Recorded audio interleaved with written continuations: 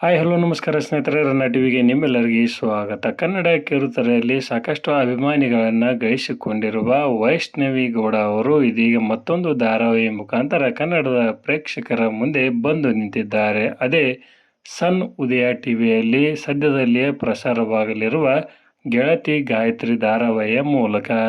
ಈ ಧಾರಾವಾಹಿ ಬಗ್ಗೆ ಇನ್ನೂ ಹೇಳೋದಲ್ಲಿ ತೆಗೆದುಕೊಂಡು ಬರೋಣ. ನೀವು ಸಹಿತ ಇವರ ನಟನೆಯನ್ನು ಇಷ್ಟಪಡೋದಾದರೆ ಈ ವಿಡಿಯೋಗೆ ತಪ್ಪದೇ ಒಂದು ಲೈಕ್ ಮಾಡಿ.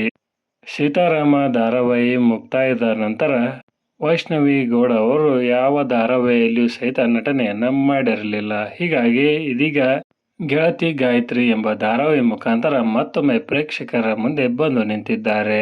ಅನೇಕ ಧಾರಾವಾಹಿಗಳನ್ನು ನಿರ್ಮಾಣ ಮಾಡಿರುವ ಜೈ ಮಾತಾ ಕಂಬೈನ್ಸ್ ಅವರು ಈ ಧಾರಾವಾಹಿಯನ್ನು ನಿರ್ಮಾಣ ಮಾಡುತ್ತಿದ್ದು, ಕನ್ನಡತಿ ಧಾರಾವಾಹಿಯ ನಿರ್ದೇಶಕರಾಗಿದ್ದ ಯಶವಂತ್ ಪಾಂಡ ಅವರು ಈ ಧಾರಾವಾಹಿಯನ್ನು ನಿರ್ದೇಶನ ಮಾಡಲಿದ್ದಾರೆ. ಹೀಗಾಗಿ ಸಾಕಷ್ಟು ನಿರೀಕ್ಷೆ ಮತ್ತು ಕುತೂಹಲ ಇದ್ದೇ ಇರುತ್ತದೆ. ಇಲ್ಲಿ ವೈಷ್ಣವಿ ಗೌಡ ಅವರು ಪಾರ್ವತಿ ಎಂಬ ಪಾತ್ರವನ್ನು ನಿರ್ವಹಿಸಿಕೊಂಡು ಹೋಗುತ್ತಿದ್ದಾರೆ. ಇನ್ನು ಕೃತಿಕಾ ಅವರು ಈ ಧಾರಾವಾಹಿಯಲ್ಲಿ ಗಾಯತ್ರಿ ಪಾತ್ರವನ್ನು ನಿರ್ವಹಿಸಿಕೊಂಡು ಹೋಗುತ್ತಿದ್ದಾರೆ.